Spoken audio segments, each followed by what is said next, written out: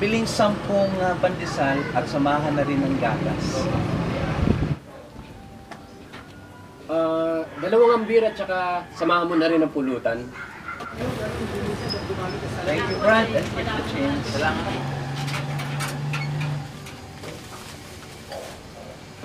Pwede bang utang muna to? Ano utang? Sige na nga. Nilista ko na lang. Sige, salamat ha.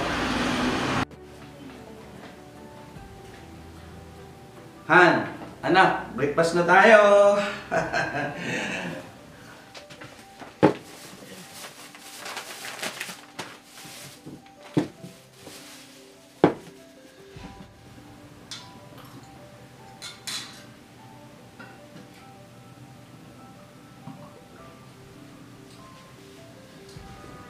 Masarap. Juan, tapos ka na? Oo, busog naman ako. Nagmamadali ka yata. May laman ka ba? Kaya lang dati. Nag-mission. Okay. Ingat ka.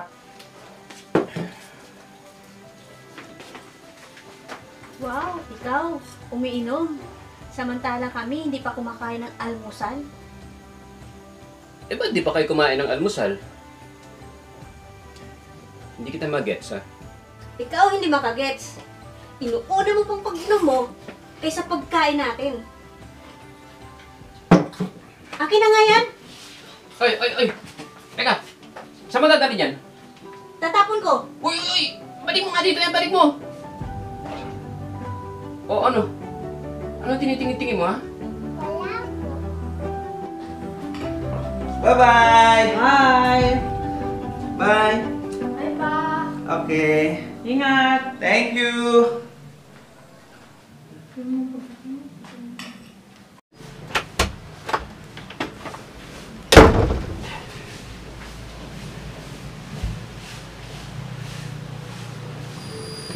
Uy, isa pa.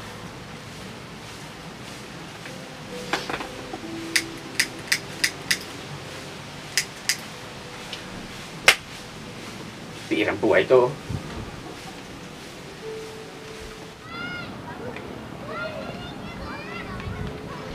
Lord, samahan niyo po ako sa pagmimisyon at maraming salamat po. Amen.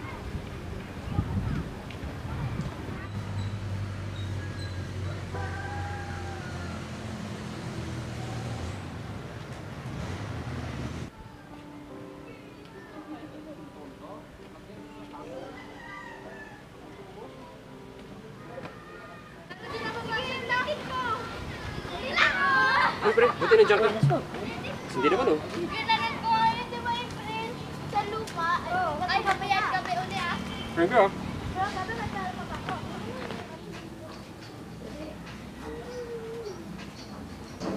Magandang tanghali po. Pwede ko po ba kayong makausap kahit ilang minuto lang? Okay lang po. May gusto lang po akong i-share patungkol sa pag-ibig ng Diyos. Mahal po tayo ng Diyos. Ito po ang nakasulat sa salita niya sa Biblia, sa Juan, ang kabanata ay 3, talata 16. Gayon na lamang ang pag-ibig ng Diyos sa sanlibutan. Kaya ibinigay niya ang kanyang bugtong na anak upang ang sumampalataya sa kanya ay hindi mapahamak, kundi magkaroon ng buhay na walang hanggan. Ate, dalawang ang yosi, tsaka samahan mo na rin ang parinde ha. Yan. Ate, pwedeng gaya na dati, utang ulit. Utang na naman? Uy, Nestor, kay dami-dami mo ng utang dito eh. Basta promise magbabayad ako. Sige na nga, idadagdag ko sa listahan mo. Uy, magbabayad ka ah.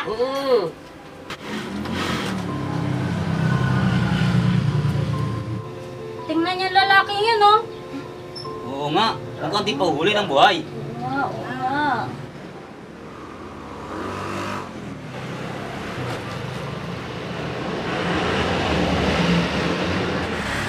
Anong tinitingin-tingin nyo dyan ha? Ngunit ang sumampalataya ay hindi na mapapahamak bagkos magkaroon ng buhay na walang hanggan. Ito po ang sinabi ng salita ng Diyos. Ngayon, ang tanong ay, nais niyo po ba na magkaroon ng buhay na walang hanggan? Opo. Kung gayon po, ay tayo po'y manalangin. Ipikit po natin ang ating mga mata at sumunod po tayo sa panalangin. Amang Diyos Amang Diyos na makapangyarihan sa lahat, na makapangyarihan sa lahat, pinupuri kita pinupuri kita sa iyong kabutihan sa iyong kabutihan sa aking buhay. sa aking buhay. Sa mga sandaling ito, Sa mga sandaling ito, inaamin ko po inaamin ko po na ako'y isang makasalanan. na ako'y isang makasalanan. Panginoong Jesus, Panginoong Jesus, tinatanggap kita tinatanggap kita bilang aking Diyos bilang aking Diyos at at tagapagligtas. tagapagligtas.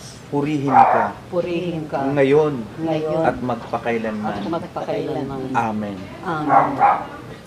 Binabati ko po kayo at kayo po'y mayroon ng buhay na walang hanggan. Salamat po, Pastor. Salamat sa Diyos at to God be the glory. Siya nga pala, mayroon akong ibibigay sa inyo, ang salita ng Diyos. Ayan, tag-iisa po kayo. Nawa po, basahin niyo po ito.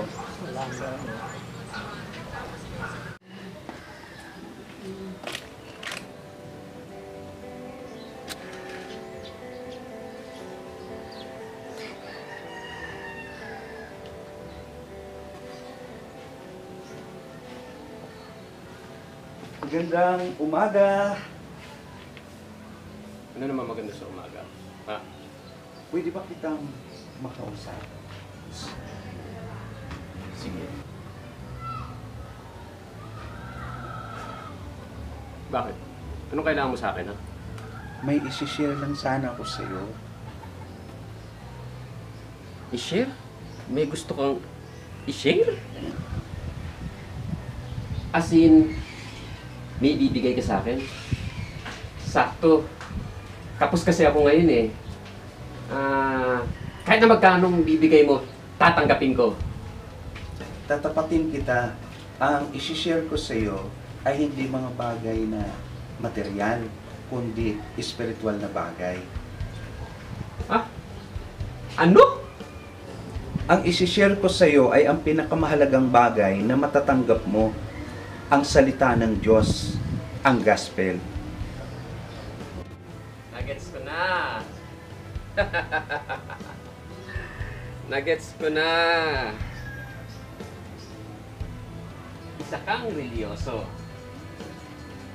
na gusto akong baguhin para maakay mo ko dyan sa reliyon mong yan. Tama ba ako? Ha?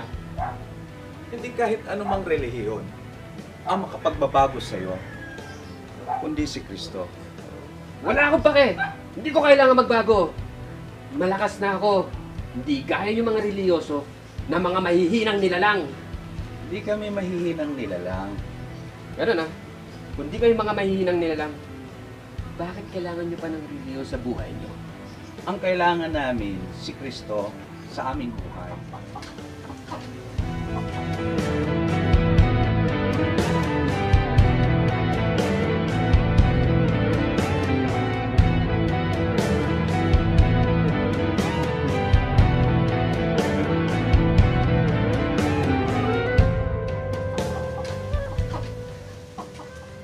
Tama na. Sinasayang mo na lang ang oras ko eh. Ang mabuti pa, lumayas ka na lang sa harapan ko. Dahil kung hindi, baka maupakan pa kita. Sige. Aalis na ako. Pero sana, tanggapin mo itong ibibigay ko sa'yo. O, ano bibigay mo? Basta, tanggapin mo ito. Baka balang araw, kailanganin mo ito. Yan? Ano ko yan? Sige na nga. Sige na. Last na. Okay, hanggang sa muli natin pagkikita. At sana, magkita pa nga tayo. Sana hindi na tayo magkita. Alis na!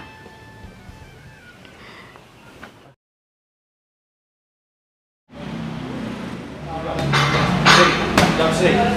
Straight. Jump. Hey, jump. Straight. Jump straight. Straight. O kaya, galing. Ako ba? Malakas ako nilalang eh. Pero sa amin pa rin. Dami mo na ituro sa akin.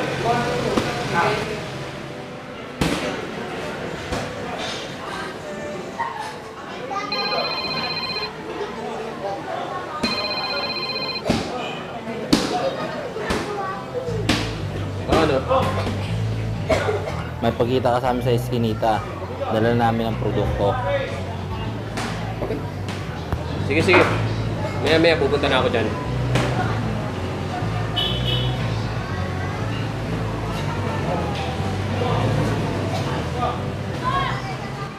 Asan na ba yung sinabi niyo kukuha ng produkto natin? Bakit ang tagal? Boss, kalma ka lang. Paparating na yon. Oh, ayun na pala si Nestor eh. Pasensya na, nahuli ako. Ikaw talaga, Nestor. Lagi ka na lang late. Pasensya na nga eh. O ano, dala niyo na ba? Oo, dala na namin.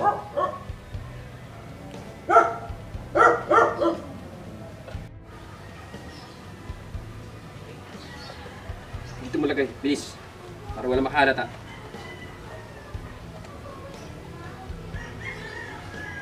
Salamat ha. Pero... utang muna, tsaka na lang yung bayad. Ano? Hindi ka makakabayad? Pasensya na, eh, medyo kapos ako ngayon eh. Pero, huwag kayong mag-alala. Didiskarte ako. Ako pa. Sige, basta sigurado mo makakabayad ka. Oo naman. Makakaasa kayo, tol. Sigurado? Oo, sigurado.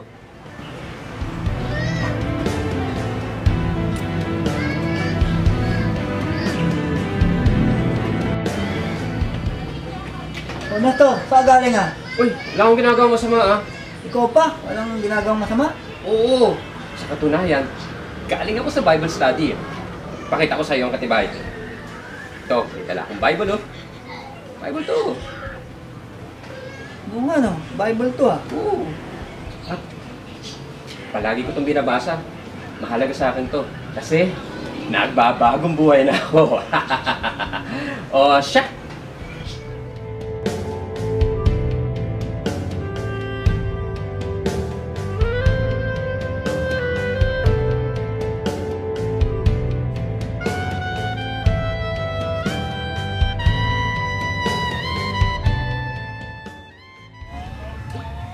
O, di ba si Paring Nestor yun? Oo nga, pare. Oy, Paring Nestor! Di ka, inom tayo!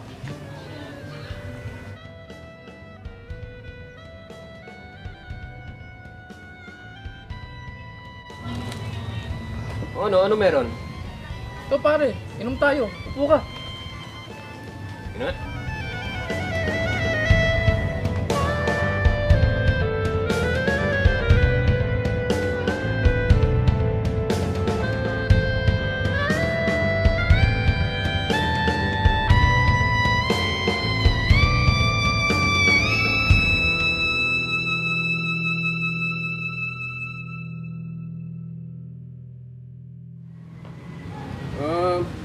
Mga pare.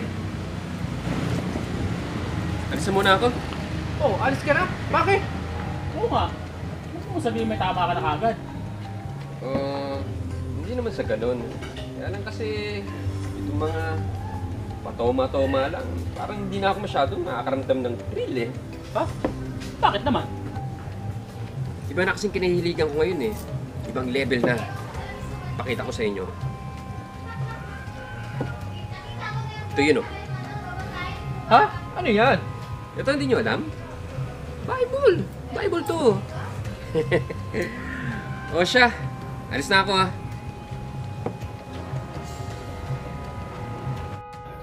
Tama ba yung nakita at nadinig ko? Baka lasing lang ako. Si parang Nestor nahilig sa Bible? Oo nga, ang weird. Pero hayaan na lang siya. Kung siya masaya. Amen! Hallelujah!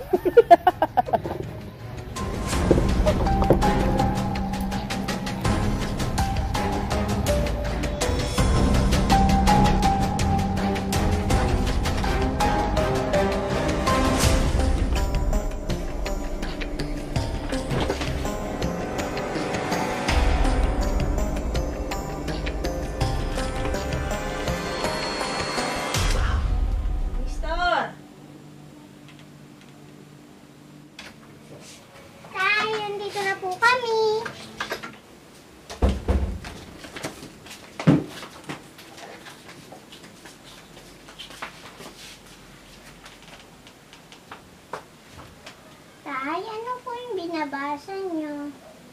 Ha? Ito ba? Bible. Bible itong binabasa ko.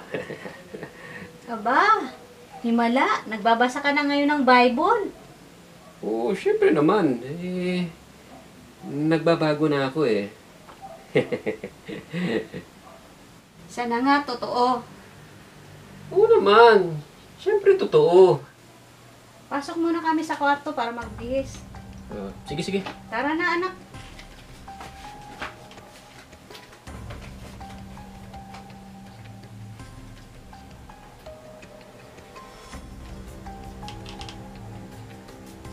Ituloy ko na nga ang pagbabasa nito. Buti pa nga.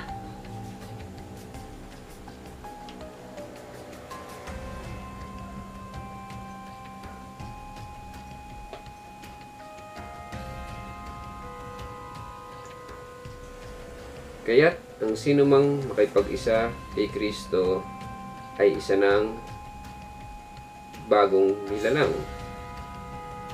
Wala na ang dating pagkatao. Siya'y bago na. Di ko magets. Ang mga may utak lang ang nakakagets niyan. Luka mo?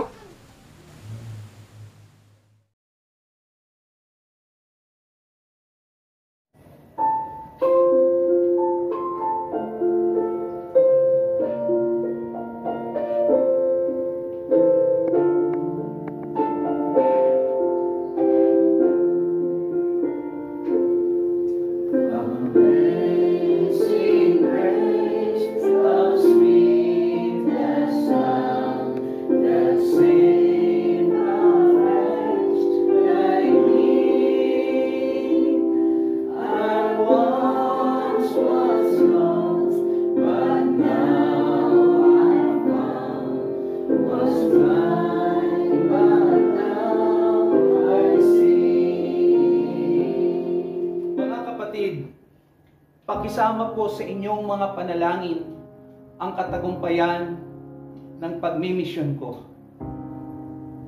Pakipanalangin po na sa mga nabahagian ko ng salita ng Diyos ay may mabago ang buhay. Naniniwala ako sa magagawa ng ating mga panalangin. Nalulungkot ako kasi ang dami nang hindi dumadalo. Hayaan mo. Ang mahalaga, magtitiwala tayo sa Diyos. Tama, sa Diyos tayo magtiwala dahil malaki ang kanyang magagawa. Amen.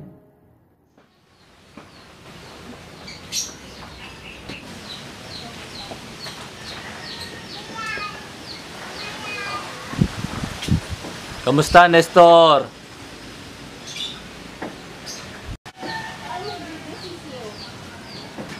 Oh, ba't nandito kayo? Nandito kami para maningil. Maniningil kayo? Wala pa akong pambayad eh. Wala. Binigyan ka na namin ng sapat na panahon, Nestor. Baya? May pera naman ako dito. Ito oh. Kulang nga lang. Kung gusto nyo, ito na muna ang tanggapin nyo. Ito na muna ang ibayad ko. Pero wala sa usapan natin na installment na ibabayad mo. Ito na nga meron ako eh. Ano magagawa ko? Ito, tanggapin mo! Saksak mo sa baka mo! Abulin nyo!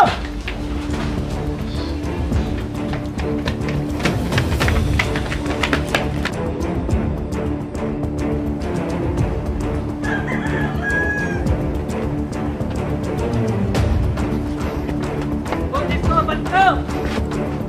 Oh, Nestor, bumalik ka dito!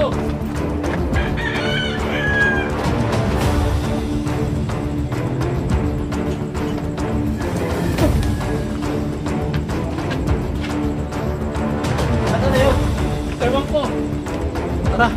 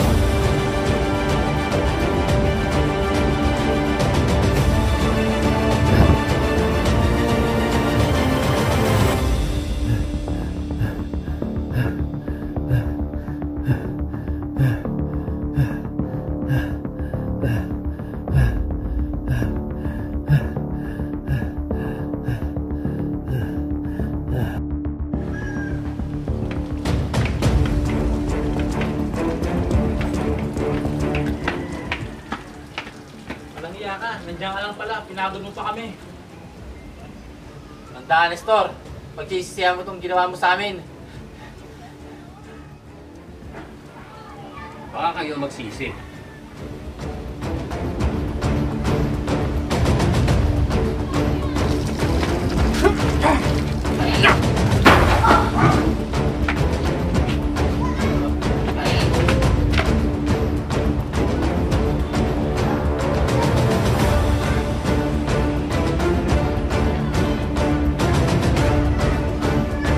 Wala pala kayo eh. Mga mahihinang nilalang lang pala kayo eh. Sino may nang nilalang siya, sabi mo? Oh, boss, itumba mo yan si Nestor. Baka isumbong pa tayo niyan. Wag. Maawa ka.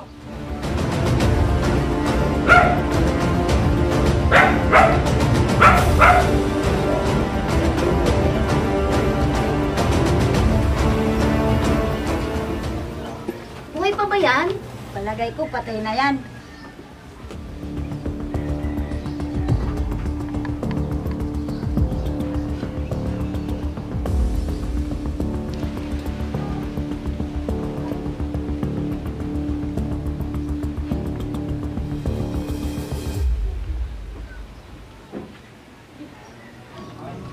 Di ba sinistor yan? Opo, adik kasi yan kaya ganyan nangyari dyan eh.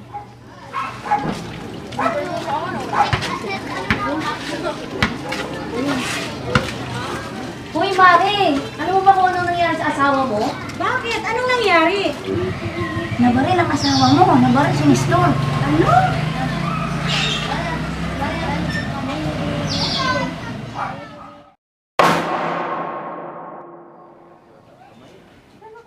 Ikalawang Korinto, Kabanata 5, talata 17, kaya't kung nakipag-isa na kay Kristo ang isang tao, isa na siyang bagong nilalang. Wala na ang dati niyang pagkatao. Sa halip, ito'y napalitan na ng bago. Pakinggan po natin ang testimony ng isang tao na nagpapatunay na totoo ang verse na binasa ko. Tamang-tama, bro. Tawag ka na ni Pastor sa harapan. Ako, anong sasabihin ko? Kaya mo yan. Sige na, bahala na.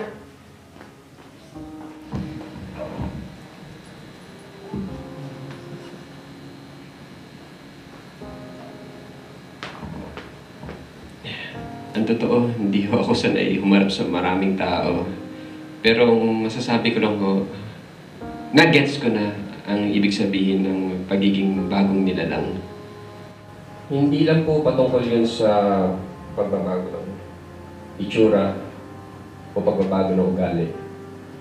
Ang pagiging isang bagong nilalang ay dahil kay Kristo.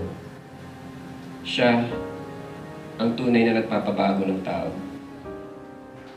Han, nakakatuwa ang pagkilos ni Lord. Ang dami na ulit umaaten.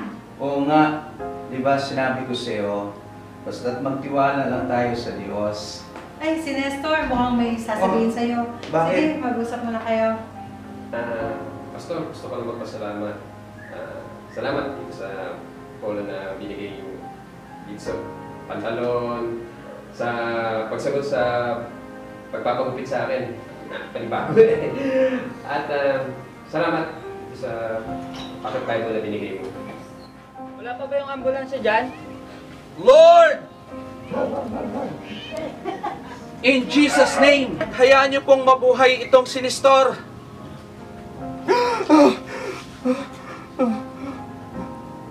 Buhay pa siya? Opo.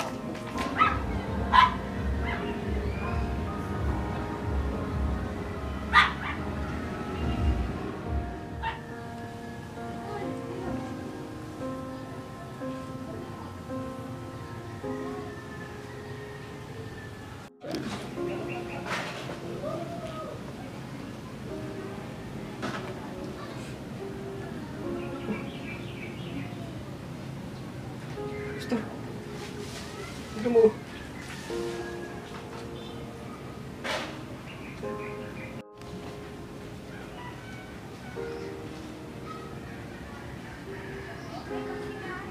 Isa itong himala. Diyos ko. Salamat. Buhay pa ako. Salamat. Pero higit sa lahat, Pastor, salamat sa pagpupok niyo sa akin dito sa church niyo. Walang anuman yon, Brother Nestor. Pero Pastor, siguro kailangan ko nang magpaalam muna. Tagal na rin kasi ako hindi nakakauwi sa amin. Baka nag-aalala na yung mag-ina ko. Ganun ba? Okay, basta mag-iingat ka. Sige, maraming salamat ulit, Pastor.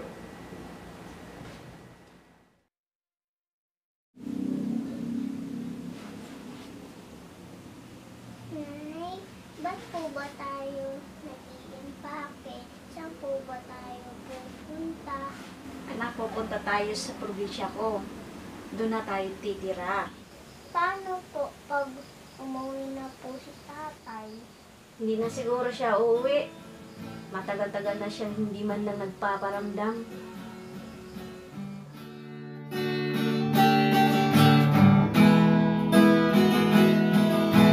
Mula sa tubig ng kasalanan, nilubog ako sa kadiliman.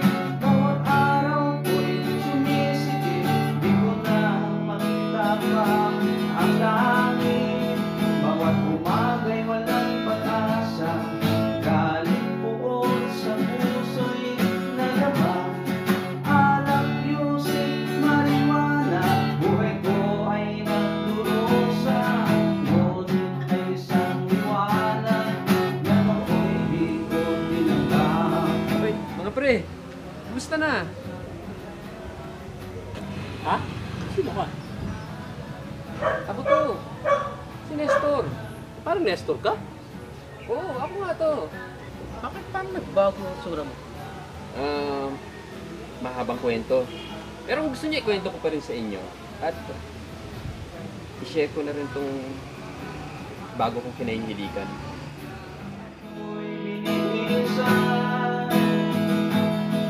Bawat umaga'y walang pag-asa, galing buod sa puso'y nalaman. Alak, music, marijuana, buhay ko ay nagdurusa. O siya, uwi na muna ako. Maraming salamat sa pakikinig niyo. Sana minsan magkausap ulit tayo patungkol sa Bible. Halaga kasi ito eh. Sige?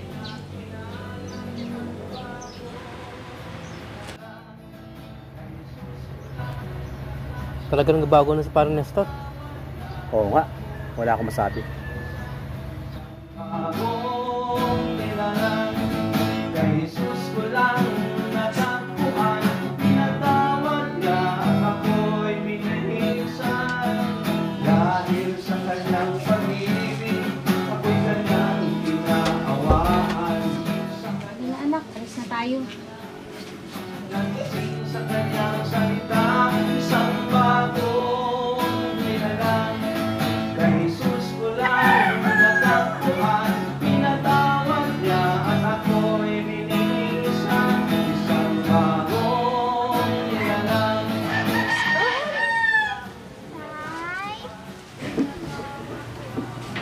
Oo. Ako nga to.